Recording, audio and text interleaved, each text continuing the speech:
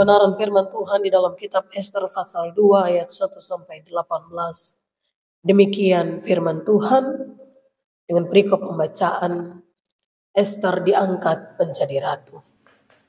Sesudah peristiwa-peristiwa ini, setelah kepanasan murka Raja Ahasweros surut, terkenanglah Baginda kepada Wasti dan yang dilakukannya dan kepada apa yang diputuskan atasnya.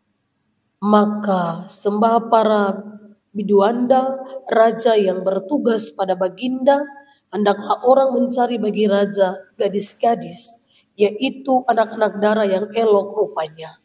Hendaklah raja menempatkan kuasa-kuasa di segenap daerah kerajaannya, supaya mereka mengumpulkan semua gadis, anak-anak darah yang elok rupanya, di dalam benteng Susan, di balai perempuan, di bawah pengawasan Hegai, sida-sida raja penjaga para perempuan. Hendaklah diberikan wangi-wangian kepada mereka, dan gadis yang terbaik pada pemandangan raja, baiklah dia menjadi ratu ganti Wasti. Hal itu dipandang baik oleh raja dan dilakukanlah demikian. Pada waktu itu ada di dalam benteng Susan seorang Yahudi yang bernama Mordekai bin Yair bin Simei bin Kishi, seorang Benyamin yang diangkut dari Yerusalem sebagai salah seorang buangan yang turut dengan Yekonya Raja Yehuda ketika ia diangkut ke dalam pembuangan oleh Raja Nebukadnezar Raja Babel. Mordekai itu pengasuh Hadasa, yakni Ester, anak saudara ayahnya, sebab anak itu tidak beribu bapa lagi. Gadis itu elok perawakannya dan cantik parasnya. Ketika ibu bapaknya mati, ia diangkat sebagai anak oleh Mordekai. Setelah titah dan undang raja tersiar dan banyak gadis dikumpulkan di dalam benteng Susan di bawah pengawasan Hegai, maka Ester pun dibawa masuk ke dalam istana raja di bawah pengawasan Hegai, menjaga para perempuan. Maka gadis itu sangat baik pada pemandangannya dan menimbulkan kasih sayangnya, sehingga Hegai segera memberikan wangi-wangian dan pelabur kepadanya, dan juga 7 orang dayang-dayang yang terpilih dari isi istana raja. Kemudian memindahkan dia dengan dayang-dayangnya ke bagian yang terbaik di dalam balai perempuan. Ester tidak memberitahukan kebangsaan dan asal-usulnya karena dilarang oleh Mordekai. Tiap-tiap hari berjalan-jalanlah Mordekai di depan pelataran balai perempuan itu untuk mengetahui bagaimana keadaan Ester dan apa yang akan berlaku atasnya. Tiap-tiap kali seorang gadis mendapat giliran untuk masuk menghadap Raja Ahasweros, dan sebelumnya ia dirawat menurut peraturan bagi para perempuan selama 12 bulan. Sebab seluruh waktu itu digunakan untuk pemakaian wangi-wangian. 6 bulan untuk memakai minyak mur dan 6 bulan lagi untuk memakai minyak kasai serta lain-lain wangi-wangian perempuan. Lalu gadis itu masuk menghadap raja, dan segala apa yang dimintanya harus diberikan kepadanya untuk dibawa masuk dari balai perempuan ke dalam istana raja. Pada waktu petang ia masuk dan pada waktu pagi ia kembali. Tetapi sekali ini ke dalam balai perempuan yang kedua, di bawah pengawasan Saksas, sida-sida raja penjaga para gundik, ia tidak diperkenankan masuk lagi menghadap raja, kecuali jikalau raja berkenan kepadanya, dan ia dipanggil dengan disebutkan namanya. Ketika Ester, anak Abihail yakni saudara ayah Mordekai, yang mengangkat Ester sebagai anak mendapat giliran untuk masuk menghadap raja, maka ia tidak menghendaki sesuatu apapun selain daripada yang dia anjurkan oleh Hegai, sida-sida raja penjaga para perempuan. Maka Ester dapat menimbulkan kasih sayang pada semua orang yang melihat dia. Demikianlah Ester dibawa masuk menghadap Raja Ahasweros ke dalam istananya pada bulan yang ke-10, yakni bulan Tebet, pada waktu yang ke-7 dalam pemerintahan Baginda. Maka Ester dikasihi oleh Baginda lebih daripada semua perempuan lain, Dan ia beroleh sayang dan kasih baginda lebih daripada semua anak darah lain. Sehingga baginda mengenakan mahkota kerajaan ke atas kepalanya dan mengangkat dia menjadi ratu ganti wasti.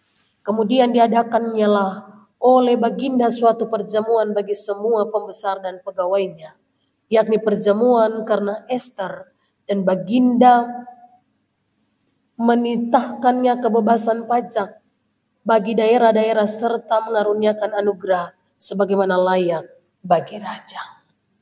Demikian jauh pembacaan firman Tuhan di minggu pagi hari ini.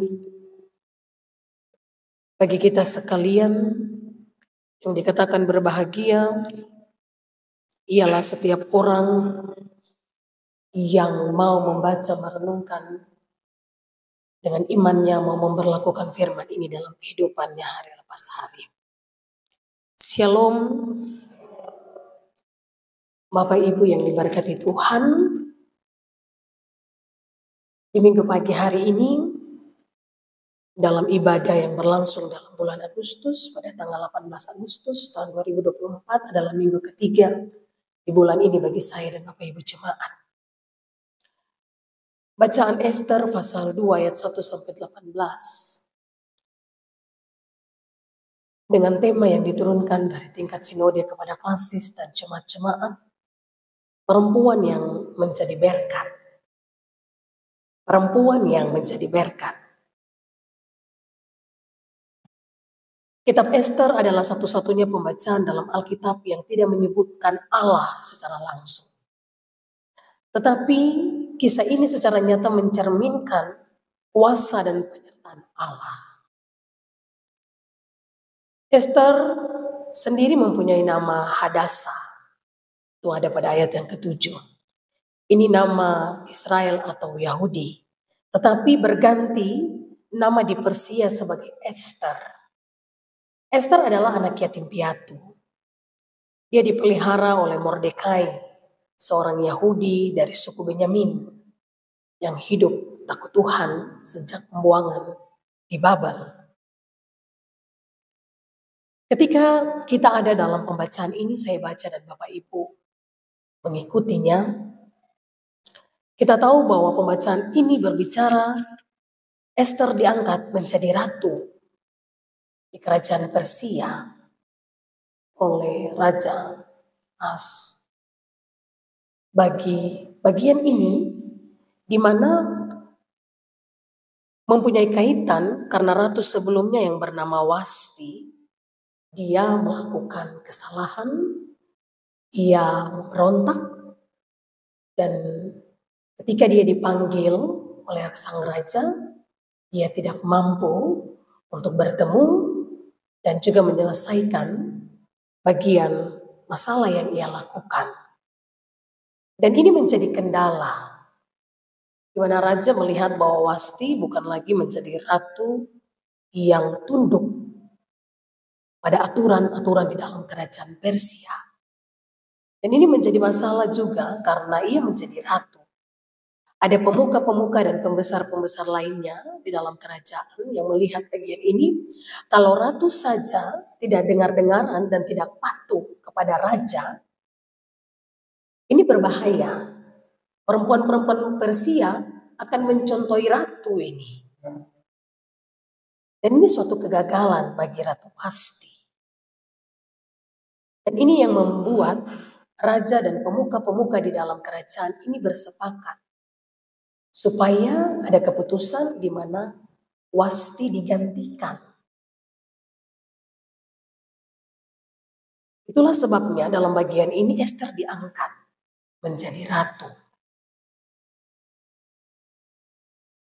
Pembacaan ini akan mengajarkan saya dan Bapak Ibu sesuai dengan tema perempuan yang menjadi berkat.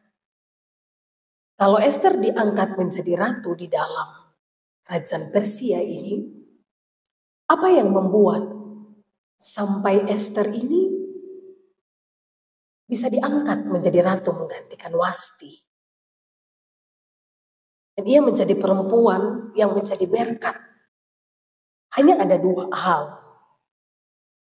Yang pertama dalam bagian ini, dikatakan bahwa Esther adalah perempuan yang baik, yang penuh dengan kasih. Ini hal pertama. Hal yang kedua, dikatakan bahwa dia dipersiapkan oleh seorang sida-sida yang mengurus setiap gadis-gadis dalam kerajaan itu. Tetapi juga di sisi lain, ia diperingatkan oleh Mordekai untuk tidak kasih tahu statusnya bahwa dia adalah golongan dari orang Yahudi. Ini bicara tentang sosok Esther yang tidak cantik secara perawakan. Tetapi dia perempuan yang penuh dengan kasih sayang. Ketika dia tinggal di tengah-tengah kerajaan Persia, banyak orang senang dekat dengan dia. Karena dia perempuan yang baik hati. Dia penyayang. Ini yang membuat sida-sida ini mempersiapkan dia, memberikan dia dayang-dayang, memberikan dia wangi-wangian. Karena sida-sida ini sudah mengikuti Esther, ini adalah sosok perempuan yang baik. Tetapi juga dia taat, dia patuh. Apa yang diarahkan oleh Mordekai, karena Esther ini yatim piatu dan dia dipelihara oleh Mordekai. Apa yang Mordekai sampaikan, dia ikut. Mordekai menyampaikan bahwa tidak perlu Esther kasih tahu statusnya sebagai orang Yahudi. Ini gambaran bahwa Esther patuh, Esther taat, Esther dengar-dengaran. Sehingga dua hal ini yang membuat dia bisa diangkat menjadi ratu, menggantikan Wasti. Bapak Ibu jemaat yang diberkati Tuhan, tema yang sinode berikan adalah perempuan yang menjadi berkat. Pendeta bilang begini, tema dikasih perempuan yang menjadi berkat, tapi pagi ini ada bapak-bapak juga. Maka kita perempuan belajar dari Esther, yang penuh kasih sayang, yang lemah lembut, yang baik hati, disenangi banyak orang. Tetapi juga perempuan yang patuh, perempuan yang dengar-dengaran, perempuan yang taat. Mari kita para perempuan belajar dari Esther. Kalau dia bisa diangkat menjadi ratu di bangsa yang bukan bangsanya, di tempat yang bukan ada sanak saudaranya karena dia seorang anak yatim piatu, tapi Tuhan Allah angkat dia menjadi berkat. Untuk menjadi berkat dalam pembacaan ini, dua hal ini penting, khusus untuk para perempuan ya. Kita harus belajar lemah lembut, kita harus belajar penuh kasih sayang, kita harus belajar untuk patuh taat kepada Tuhan Allah. Tapi dalam kehidupan berumah tangga, ada bapak-bapak. Jadi bagaimana kita taat dan patuh dalam tugas dan tanggung jawab kita sebagai seorang perempuan yang hidup dalam keluarga dan rumah tangga, tetapi juga perempuan-perempuan muda. Ada kaum muda di sini. Bagaimana kita patuh dan taat kepada Tuhan. Tetapi juga sebenarnya dalam bagian ini peran Mordekai sangat penting. Sosok Mordekai juga sangat penting. Untuk itu untuk bapak-bapak, belajarlah dari Mordekai. Walaupun dia cuma menjadi orang tua angkat untuk Esther, tapi dia mampu mendidik Esther dengan baik. Karena dia tahu bahwa mereka orang asing di Persia. Pembacaan ini juga kasih tahu kalau Mordekai selalu mengikuti Esther setiap hari. Dia secara sembunyi-sembunyi ikuti bagaimana anaknya ini berproses dalam setiap proses ini. Untuk itu bapak-bapak belajarlah dari Mordekai. Bertanggung jawab atas anak. Bagaimana melihat setiap perkembangan, melihat setiap kehidupan seorang anak itu. Dan bagaimana memberikan nasihat yang baik bagi anak-anak dalam kehidupan keluarga. Mordekai memberikan nasihat dan kasih tahu kepada Esther, tidak perlu kau kasih tahu status kita kalau kita ini adalah bangsa Yahudi, suku Yehuda, tidak perlu. Dan ini yang dilakukan oleh Mordekai. Inilah seorang bapak yang bertanggung jawab bagi anak perempuannya. Bisa saja Esther melawan, karena kan Mordekai bukan punya anak sama Esther. Esther kan anak yatim piatu. Kan itu bukan orang tua beranak. Kenapa juga harus dengar? Bisa saja. Tapi Esther tetap patuh dan taat. Ini yang membuat dia diangkat menjadi ratu. Untuk itu, menjadi perempuan yang menjadi berkat itu tidak mudah. Kita mau hidup jadi perempuan untuk jadi berkat dalam keluarga, dalam rumah tangga, dalam pekerjaan, dalam pelayanan itu tidak mudah. Apalagi mama-mama yang pada skalanya ada di Indonesia Timur ini ketong keras bye-bye. Kalau bicara kasih sayang, bicara lemah lembut itu terada di ketorang. Ketong ini kasar, pendeta juga sama. Tidak lemah lembut, kasar. Apa-apa sedikit emosi, apa-apa sedikit bicara banyak. Kalau kerja capek, aduh, jangan salah bicara, kita bisa koslet dalam rumah. Apalagi kalau bapak salah-salah bicara sedikit itu, kita bisa baku marah. Marah apa, lampiaskan ke siapa. Terkadang kita seperti Wasti yang tidak patuh. Diangkat jadi ratu itu menjadi figur dalam kerajaan Persia. Tetapi ketika melakukan pelanggaran, dipanggil oleh raja untuk menghadap dan bertanggungjawabkan kesalahan yang dilakukan, tidak mau.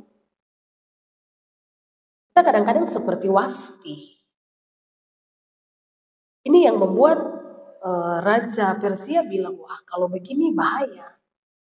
Perempuan-perempuan Persia mencontohi ratunya, nanti menjadi perempuan-perempuan yang tidak bisa tunduk dan taat.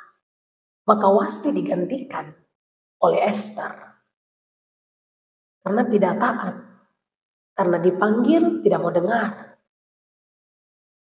Untuk itu, mari kita belajar dari dua bagian ini.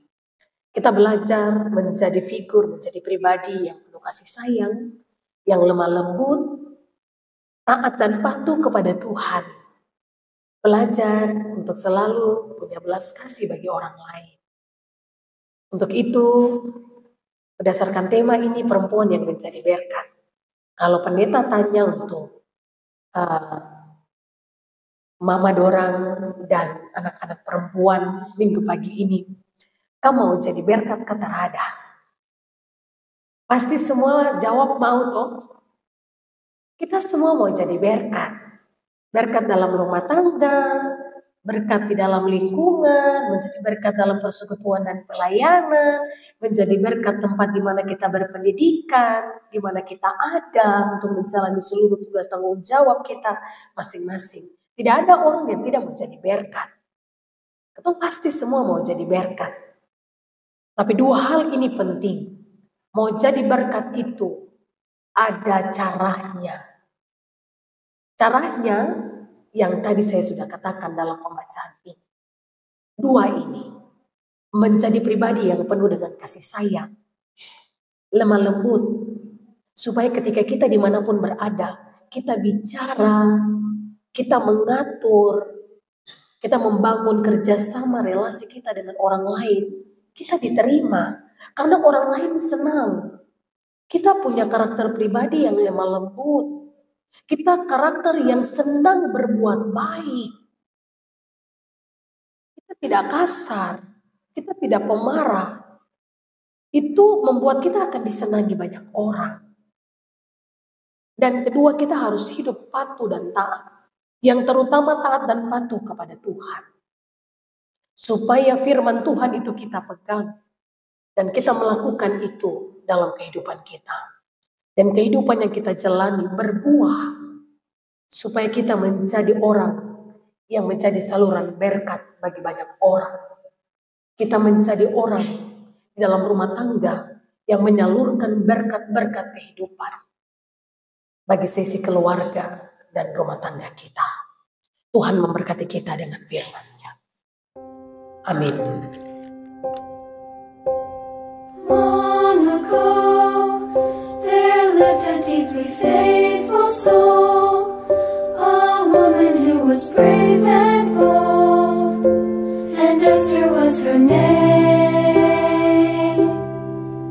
She heard a plan created by a wicked man to kill the people of her land upon a coming day. She rose to say, "Oh, let us humbly fast and pray that the King will keep us safe and let our nation live." She spoke the truth, though she would be in danger too, for she was sent from God, she knew, for such a time as this. Oh, Esther stood before the king with bold, unshaken faith, and with the help of God she saved her nation that day.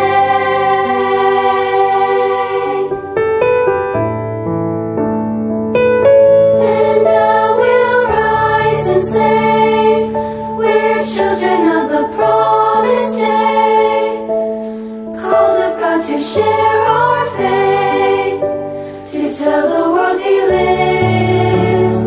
Oh, we'll speak the truth and shine His light in all we do, for we believe He sent us to, for such a time as